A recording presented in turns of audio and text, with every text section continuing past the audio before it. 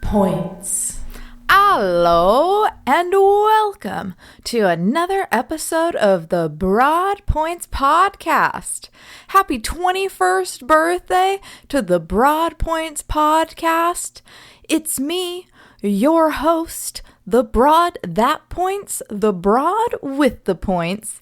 I am Tyler the Lady.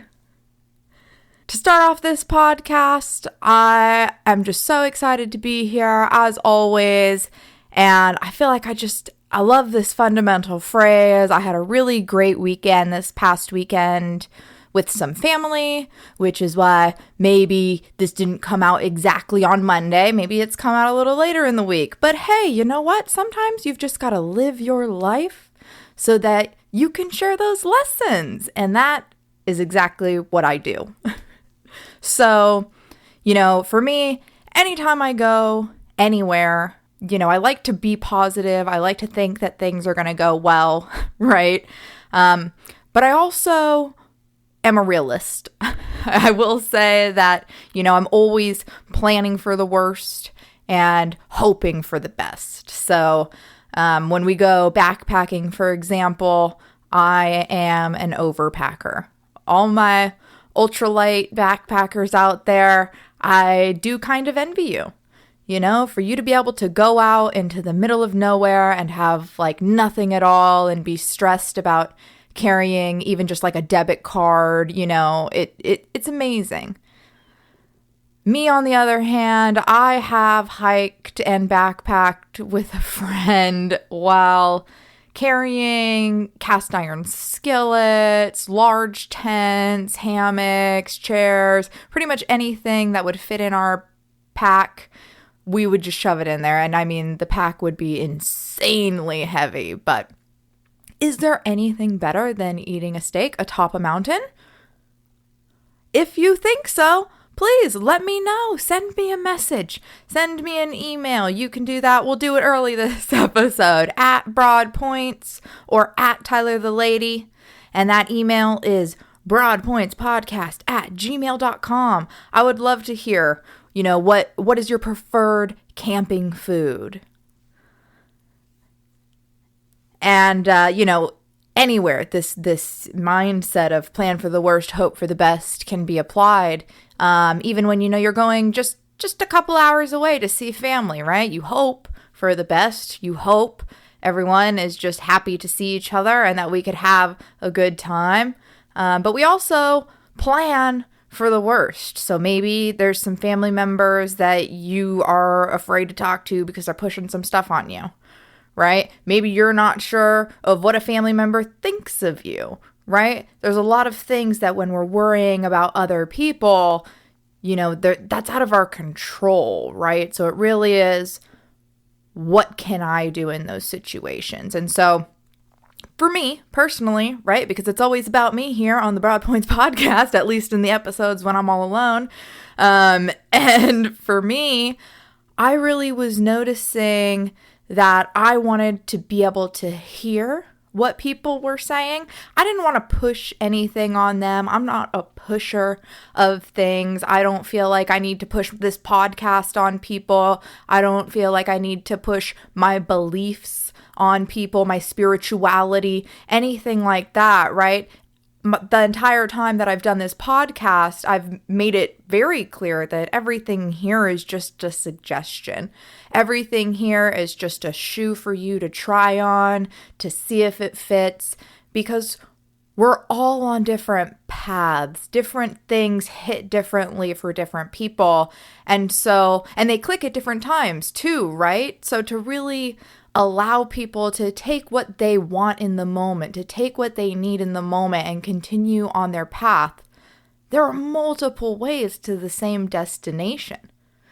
There's no one way to do everything, regardless of how long you've been alive on this planet. You're not right, you don't know all of the things. You may have a lot more knowledge than somebody who is of a younger age, but to speak down to someone, to be dismissive of someone else's spirituality or their beliefs or their practices, it is a form of religious abuse. It is a form of spiritual abuse. And, people say it all the time. Don't yuck someone else's yum, right? We don't need to be poo-pooing on other people's beliefs, on other people's spirituality. There is a world that we can live in where peace and respect is common amongst us. Because there's so much crossover, there's so much between all of the religions, right? There is a lot of crossover, there is a lot that can be interpreted in different ways at different moments of your life. And so to keep an open mind, right? To hear what other people have to say, but not take things personally. That is how I knew I wanted to show up. And although it can be really hard to not take things personally, I am very proud of myself for just being able to listen and being able to say under times of duress that I was able to maintain my composure to the best of my ability. I didn't lash out. I didn't say, you're wrong, I'm not going to listen to you. I will admit that I got a little emotional when I was being cornered to be, how do I say this nicely? To be told that I was doing everything wrong. To be told that I was not doing it the right way, to be cornered, it was very uncomfortable. And so rather than lash out, I did hear the things and I stuck to my guns, right? My guns are the guns of love. I believe that no matter what the message of life, the message of the Bible, it is love, right? We all share it. Love is so powerful.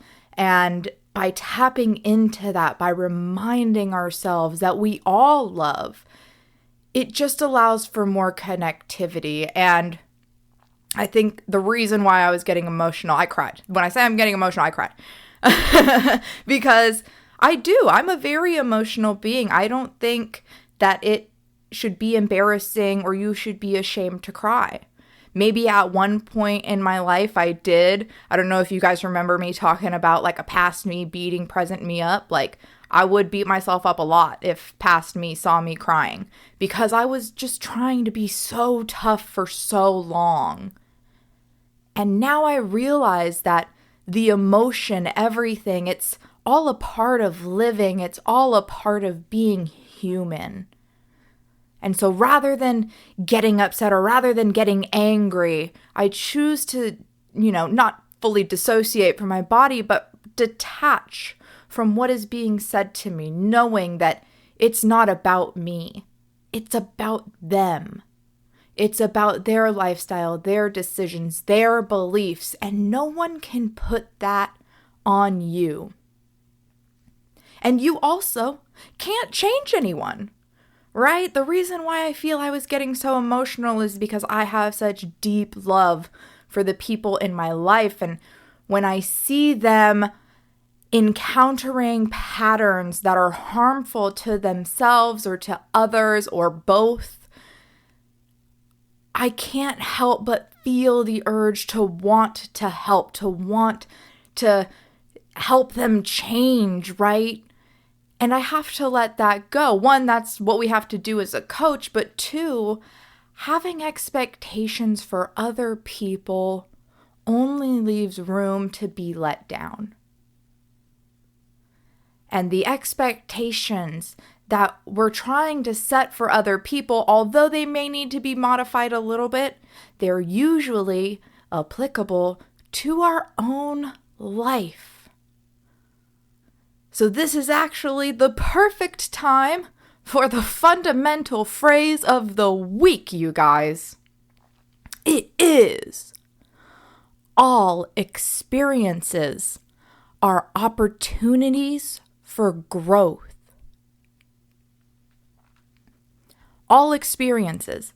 Every single one of them, right? Regardless of the physical appearance of the experience, right? Pretty, ugly, good, bad, right, wrong. It's an opportunity for growth, right? If someone's doing something that you don't like, that you don't want to imitate in the future, that you don't want to pass on, right? Think about all these generational traumas that have been passed down, that are continuing to be passed down because of the way we speak to each other, because of the way that we refuse to grow, because of the way we refuse to expand our mind, because we refuse to have openness and love for others in the world that we all live on. Right? We have to really, really hone in on what these lessons are so that we can grow. And sometimes the lesson is, I don't want to be anything like that person. Sometimes it's, oh my gosh, that person is an inspiration. The way that person carries themselves, the way that person speaks, the way that person walks, the way that person dresses, they can inspire you to new levels in your own life. Everything, no matter where you encounter it, no matter when you encounter it, it's an opportunity. And when, those judgments, right? Those adjectives that we like to put on stuff, that good, bad. Once we remove those, once those judgments are cleared, the lessons appear. We're able to have that beginner's mindset where instead of thinking we're right, we know all of the answers, you're wrong, you don't know what you're talking about, you could never understand, you haven't lived long enough, whatever the dismissive comment is. Why are you saying it? If you're the one saying it, why are you saying it? How is this benefiting you? And if you're trying to gain people for your cause, how receptive do you think they're going to be to this tone, to this physical manner in which you're speaking, to the cadence? Communication is an art form. There's several ways to ebb and flow through a conversation and convey a message. And I think sometimes people forget that all of these different little pieces, they add together, right? So if you're maybe going to have a positive remark, maybe don't start with an eye roll. What does that say, right? What do all of your mannerisms that you're portraying in this moment say about you? Say about what you're trying to express. And I think clarity and being concise really just help us out. If we can pinpoint what the problem is, we're able to find solutions. We're really able to find those lessons. How do we move past this? Or how do we incorporate this into our life? Or how do we share this with love? Maybe there's still a lesson there, even when, you're maybe being dismissed or talked down to. Maybe there's still a lesson there. Maybe there is something else that can be pulled from it, that can be shared, that you want to share with others. And so, have the hard conversations. Make yourself available to whatever's going to benefit you. And as hard as it may be, try not to take things personally.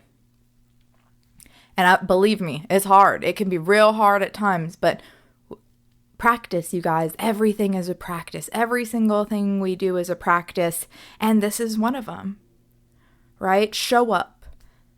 If you're in a conversation that you absolutely can't stand, this is one of my most favorite tools of all time. Say a neutral word. Somebody's talking about politics. Somebody's talking about religion. Somebody's talking about whatever, and you want to get out of it. Interesting. It's neither positive nor negative, right? It does not give them the fuel to burn the city to the ground that is your sanity. Instead, it allows you the time for that awkward silence. Remember, silence is your friend.